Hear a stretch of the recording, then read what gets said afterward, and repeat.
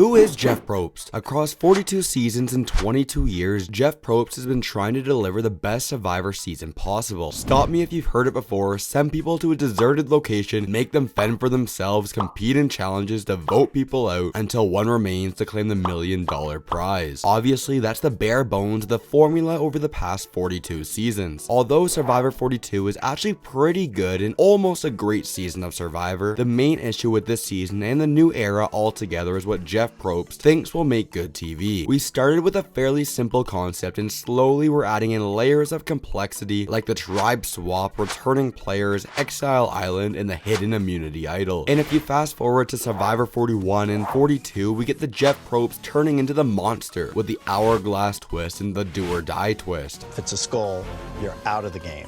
And we'll go to the jury. Let's reveal your box.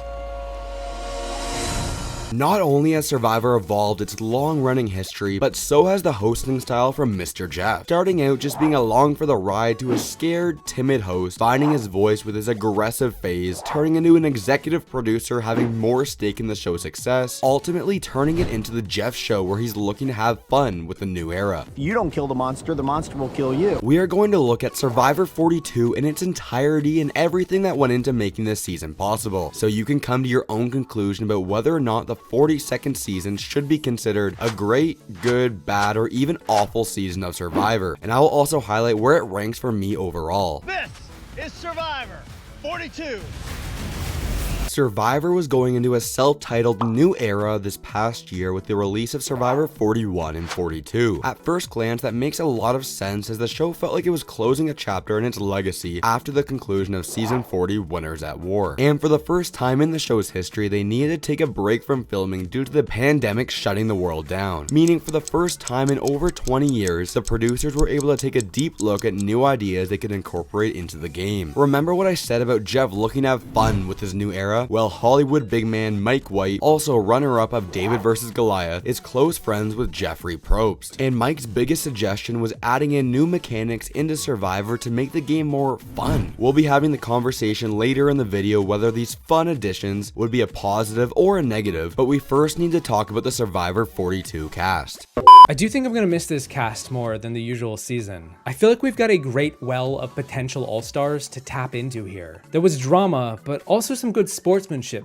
No doubt about it, the Survivor casting team knows exactly what they're doing, as this was truly a top tier cast. Well, maybe it would have been a little better if they put me on the season, but every fan had some type of player to root for this season, whether it be the Aussie type player, the old school shelter builder, the bubbly personality, the crazy Gen Zer, multiple athletes, and multiple villains. And if you go even further back, there are tons of hidden gems that had tons of potential. Embarrassingly, as a lawyer, I missed the fine print. The idols will not die if we vote Mike out.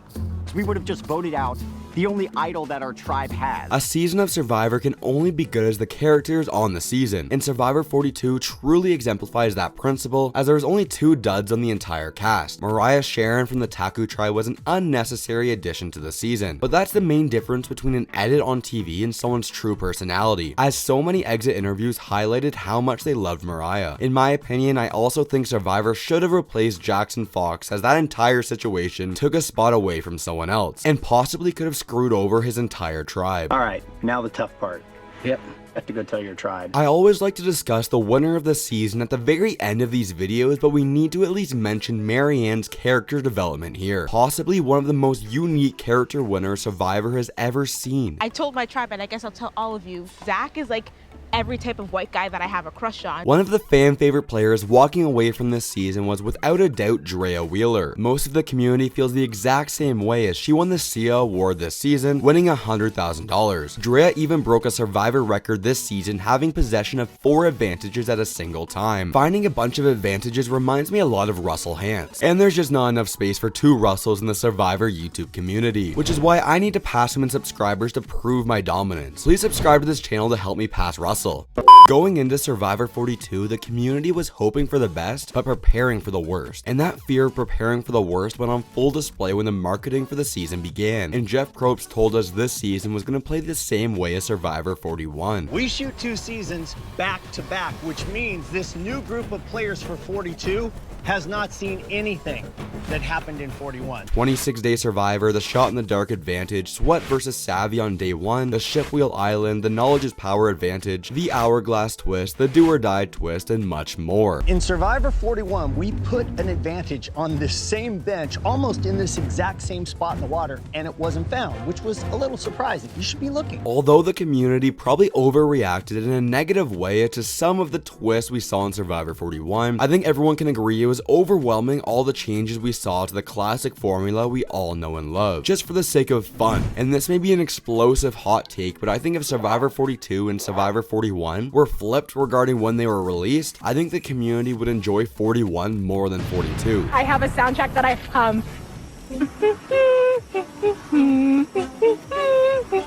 Survivor 41 walked so that Survivor 42 could run. The producers decided to add in so many confusing elements into these seasons that they needed to spend a lot of time explaining exactly what was going on. In the long run, this really hurt Survivor 41 because we got less and less camp life and more reading what the advantages or twists were all about. But on the flip side of things, that didn't need to happen as much in Survivor 42 because the community already knew how all these new game mechanics work. Who do you think tonight's gonna be on the chopping block for you guys? For us?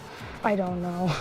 This season would begin episode 1 in a lackluster fashion with broken promises. We were introduced to the new amulet advantage within minutes of the episode starting. I personally love the concept behind the amulet advantage and hope we see it again in the future. The dilemma of needing to work with people for the advantage to be useful, but less amulets in the game make it more powerful, is a super compelling twist. My issue is it wouldn't be relevant until much later in the game, feeling pointless to start the season this way. On top of that, it was very difficult to see Jackson go out in such an untasteful fashion. But this feeling of disappointment wouldn't last for long as the rest of this pre-merge was top tier Survivor. We would get to see the shot in the dark get played on 3 separate occasions from Zach, Mariah, and Swati, and one of the most interesting pre-merge tribals of all time when Jenny was voted out. I want to get the ball rolling by starting with the following premise.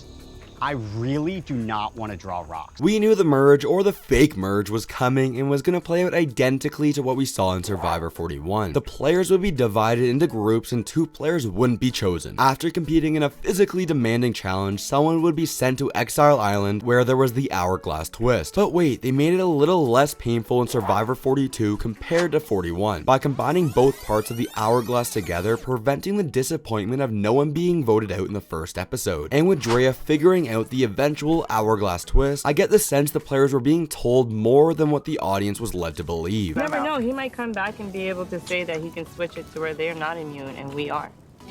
And that's why he was like, you sure one of you guys don't want to go? Don't get me wrong, I hope the hourglass never returns, and it feels completely wrong how Sydney and Lydia were screwed over, but at the same time it played off better when Rockstroy smashes the hourglass this season than last season with Erica. Sometimes everyone deserves a do-over.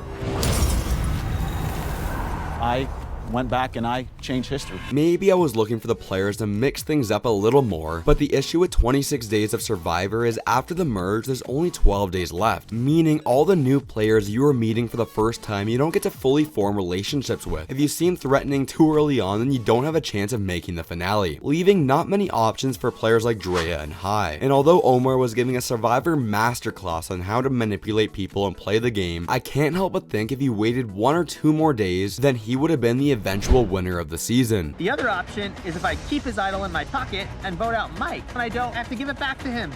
Officially, possession of the idol is mine. If you haven't figured it out yet, yes, I love Survivor 42, but I can understand its flaws. Would this season have played out better if the hourglass or do or die didn't exist? 100% yes. Was the shot in the dark underwhelming as it never worked out? Yes, 100%. The only main negative I have about this season is the double tribal episode. Conversations that were had during the tribal council were meaningful, and from the gameplay perspective, it made perfect sense for Drea and Maryanne to play their idols. However, I think this was one of the rare moments when Jeff Probst really dropped the ball. At the end of the day, they're still playing Survivor and someone needs to be voted out. Tori almost broke the game for playing this shot in the dark after already knowing she received all the votes. Well, I want to do this and I'm going to go play my shot in the dark and we can go from there. But where Survivor 42 shines through the most when the players are having fun. There is no shortage of people who want to play this game and have this experience. Yeah, it's sick. We're all sick. This is a once-in-a-lifetime opportunity, like an amazing life experience. But included in that is the worst days of your life. Through all the highs and lows of the new era of Survivor, this season reignited what makes the show so special to me. I love you too. I think you want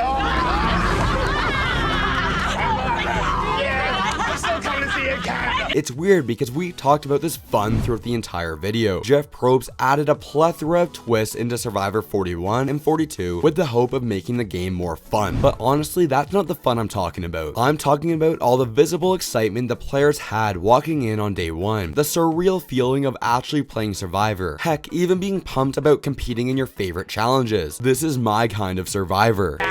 Pretty epic. Yes! I was dreaming for a station challenge. Dreaming! And there is no one better fit to encompass the fun I felt throughout Survivor 42 than the ultimate winner of the season, Maryanne WON. Yes, that's right, back-to-back Canadian winners. Conspiracy theory, but I think that's the reason we aren't getting any Canadians on season 43. Maryanne's winner edit felt genuine with actual character growth. She had flaws in her game early on and worked through them, found advantages throughout the entire game, and near the end of the game, knew the perfect time to strike and lock in her endgame strategy.